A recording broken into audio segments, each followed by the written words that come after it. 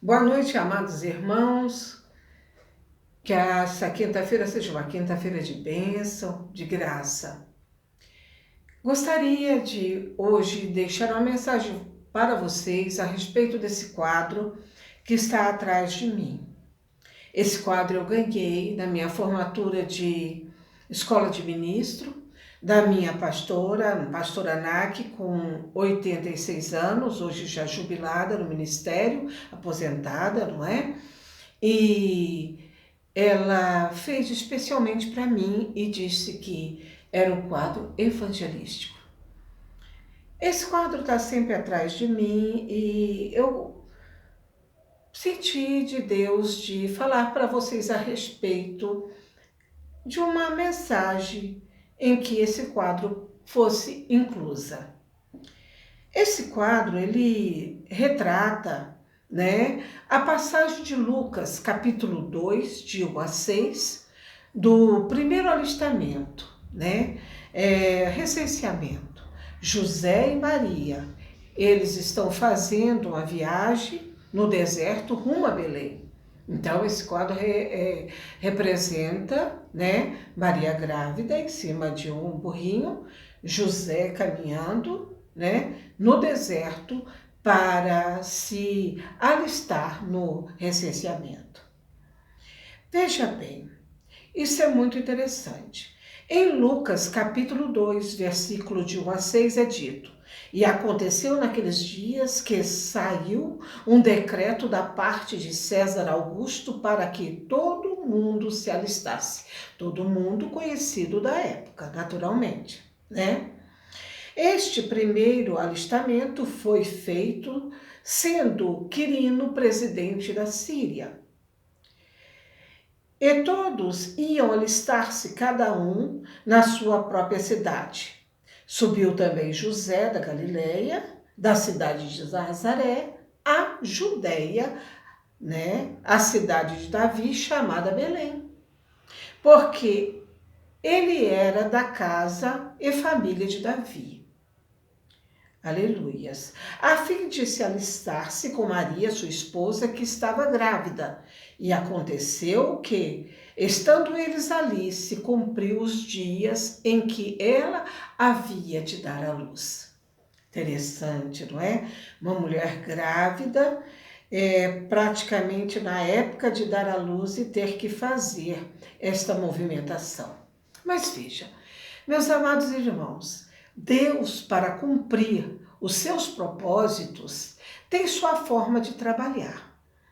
Ele usa quem quer, né? E nesse caso ele usou César Augusto, um ímpio, né? Com autoridade sobre a terra daquela época, para decretar o deslocamento de pessoas para a sua terra natal para um recenseamento.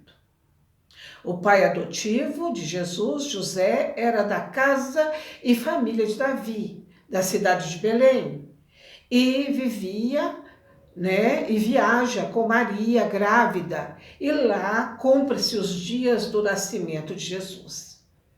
Amados, não é minha intenção falar sobre a profecia referente ao nascimento de Jesus. Falarei em outra oportunidade, talvez mais próximo do Natal. Então, quero falar a respeito de como Deus age e como Ele conduz a vida das pessoas. Amém? Então, veja, Deus tem os seus planos e propósitos para cada um de nós, viu? Ele é longânimo e paciente. Ele conduz situações para que, não importa onde estejamos, nós venhamos a nos encaixar no propósito traçado por Ele. Amém? Então ele vai abrindo porta, fechando porta e vai nos conduzindo ao propósito dele. Claro que o homem tem livre-arbítrio, né? Muitas vezes Deus está conduzindo as coisas e o homem é cabeça dura, não quer, né? Deus deu o livre-arbítrio. Mas Deus sempre nos conduz, muitas vezes, para o nosso propósito, muitas vezes nós não entendemos por que que nós fomos morar em determinado bairro, por que que nós, quando criança, né, nossos pais mudaram de um estado, de uma cidade, de um país para outro, e nós, como crianças, os acompanhamos, né? E também porque perdemos o emprego, que na época parecia ser tão bom, seria a solução da vida, e depois nós descobrimos, aleluias, que a melhor coisa que aconteceu conosco foi perder esse emprego, porque descobrimos em nós potencial, o qual não conhecíamos, e víamos então desenvolvê-los, ganhar muito mais do que empregado e ainda empregar outras pessoas. Então, é bastante interessante o mover de Deus, porque é sempre em nosso favor. Embora que, na hora que estamos passando pelo transe deste movimento, nós nos assustamos muito, nós ficamos inseguros e nós não sabemos o porquê disso, né? Mas Deus sabe por que trabalha. Então, veja, nós vemos que é muito importante nós confiarmos em Deus. Então, amados, a melhor coisa é confiar no Senhor. Sempre devemos dizer, aleluias, Senhor, eu não entendo este ou esta reviravolta em minha vida, mas eu peço que o Senhor me mostre um caminho que me leve aonde o seu propósito me aguarda. Porque para nós cumprirmos o propósito de Deus, temos que estar no lugar onde o propósito nos aguarda. Muitos de nós ficamos com medo, não queremos sair da zona de conforto e nunca chegamos no lugar aonde temos que estar nesse propósito, embora que Deus está nos conduzindo, né? Então, nós devemos dizer, Senhor, onde que o propósito do Senhor me aguarda? Para onde o Senhor está me levando? Irmãos, você tem uma missão. Você não nasceu por acaso, tá? Então, é necessário que para cumprir esta missão, não é? Você precisa estar no lugar certo. E por isso, né? Para você chegar a esse lugar, por isso, decretos celestiais se faz na sua vida.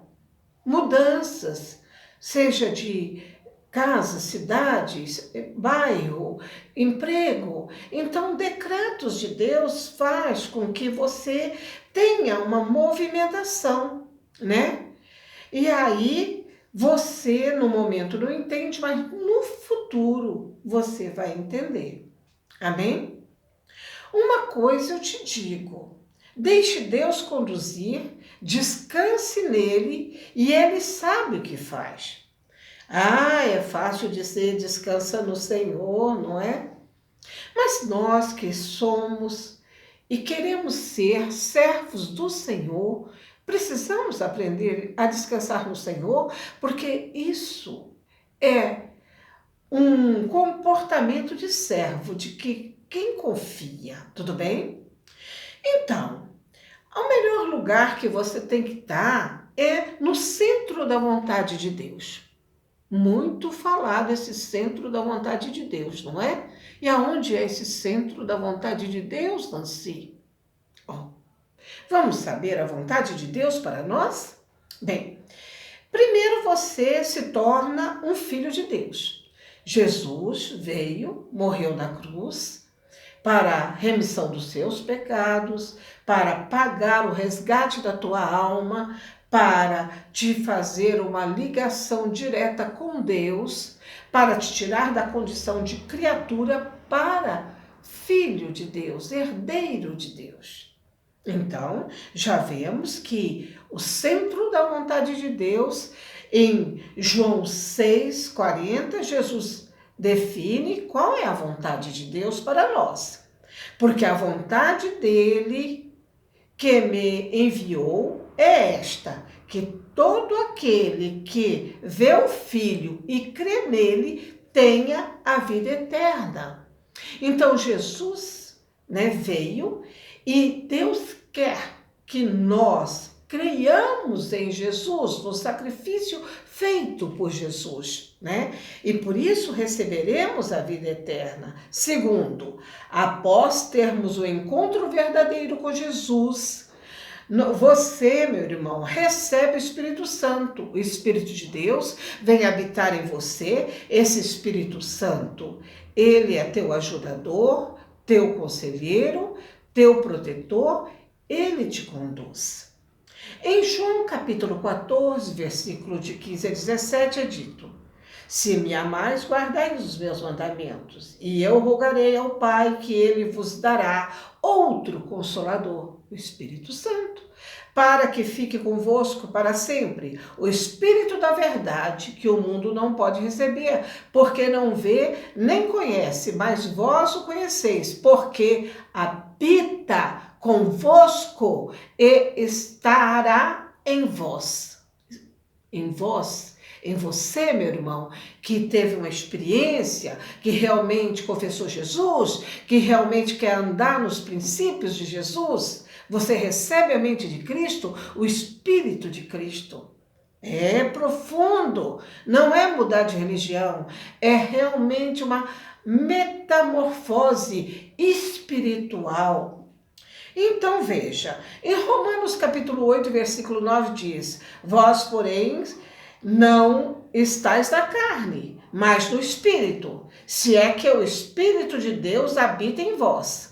Mas se alguém não tem o Espírito de Cristo, este tal não é dele. Então, você tem que ter esse Espírito. E você vai me perguntar: como, Nancy, eu vou saber, ter a certeza de que eu tenho o Espírito Santo em mim? Em Romanos, capítulo 8, versículo 16, ele te responde e diz: o mesmo Espírito testifica com o nosso Espírito que somos filhos de Deus.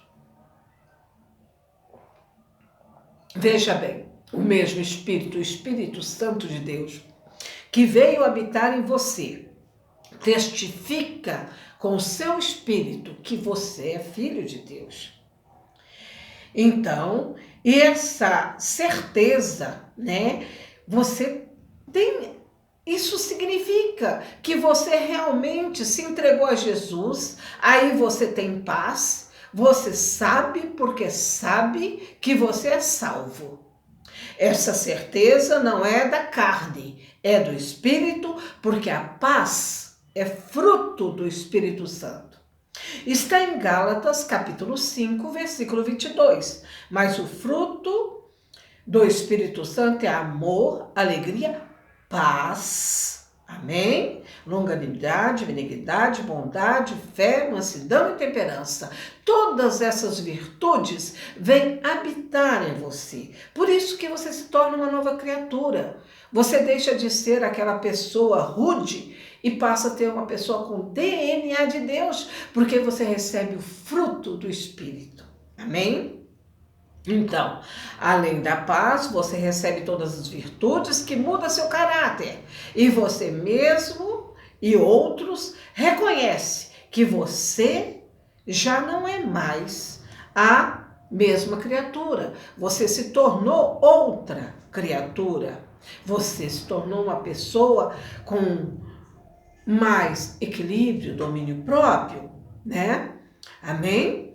Então, isso é maravilhoso. O Senhor te conduz à salvação, E te concede o Espírito, Ele te concede o fruto do Espírito, mesmo que para isso seja necessário mudar o caminho que você estava trilhando, para que no novo caminho você possa ter esse encontro maravilhoso, fundamental, para você sair da condição de criatura e passar para a condição de filho de Deus. Glória a Deus. Olha, ser filho de Deus é uma coisa maravilhosa, surpreendente, tá? Sobrenatural, espiritual, divino. Amém? Então, a condição de filho é que te faz vencedor, próspero, com domínio próprio, porque agora você é uma pessoa plena, completa, tem sabedoria que vem do alto. Tiago, capítulo 3, versículo 17, que te ajuda a fazer as melhores escolhas, desviar-se do mal e viver como filho de Deus, que é protegido de muita circunstância, porque você está abaixo das asas do Altíssimo. Meu Deus, que lugar aconchegante. É, abaixo das asas do Altíssimo, você encontrou e entrou dentro da fortaleza que é Deus. Aleluias!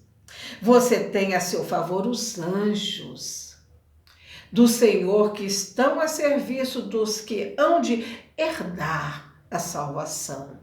Está em Hebreus, capítulo 1, versículo 14.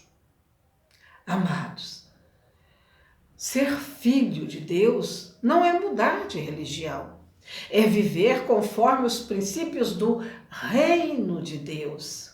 É ter uma nova identidade, é ser verdadeiramente uma nova criatura. Nada melhor do que ter a oportunidade de um novo começo e deixar as coisas velhas nos pés de Jesus. Aleluias! Amado, após esse processo espiritual divino, sobrenatural, pessoal único, individual, você passa a ser uma pessoa diferente. Você passa a ser uma pessoa capaz, inteligente, porque não é a sua inteligência, não é a sua capacidade, não é a sua sabedoria, é a sabedoria de Deus que está dentro de você. E isso é que traz a diferença na tua vida. Por isso, amados, se você tem dúvida sobre a sua salvação, é porque você talvez ainda não tenha realmente recebido. Mas não é difícil. Você se ajoelha nesta hora e diz: Jesus, eu quero que toda dúvida saia do meu coração. Eu quero que o seu Espírito que vem habitar em mim, que ele testifique com o meu espírito que eu sou sua filha e que eu, através dessa testificação, desta revelação, eu saiba, eu tenho a certeza, a segurança de que eu sou salva. O salvo não tem medo de morrer. O salvo não tem medo de adoecer e não se curar. O salvo não tem medo de perder o emprego e nunca mais conseguir um melhor ou tão bom quanto aquele. Não, o salvo sabe que ele tem um Senhor e que ele é cuidado e que Deus abre porta onde não tem, traz existência o que não existe e dá vitória. Amém? Glória a Deus. Então vamos orar. Deus de poder e glória, a sua vontade é que todos os homens se salvem. A tua vontade é a salvação da alma para todos aqueles que possam crer, se esvaziar, ser humilde e compreender a vinda de Jesus sobre essa terra, a morte de Jesus para redimir os seus pecados, o preço que Jesus pagou, o sofrimento que ele teve para salvar a sua alma. Pai, o centro da sua vontade é que cada um de nós saiamos da condição de criaturas e entremos na condição de filhos de Deus. Que conceda, meus irmãos, a certeza desta salvação. E os que ainda não receberam essa certeza, que possa receber nesta hora dizendo: Senhor, eu quero ser uma nova criatura, eu quero ter uma experiência pessoal contigo, eu quero ter o Espírito Santo dentro de mim, ter a inteligência que vem do alto, ser conduzido por ti. E eu sei, ó Deus, que o Senhor tem prazer de fazer isso. Os que já estão salvos, que estão com esta convicção, que o Senhor abra a porta, que o Senhor cure, que o Senhor liberte, que o Senhor glorifique seu nome na vida deles. É o que eu peço em nome de Jesus. Amém? Vamos receber a bênção? Está em Números, capítulos 6, versículos de 24 a 26. Estenda a mão para receber daquele que pode dar. O Senhor te abençoe e te guarde, o Senhor faça resplandecer o seu rosto sobre ti e tenha misericórdia de ti. O Senhor sobre ti levante o seu rosto e te dê a paz. Amém? Um grande abraço a todos.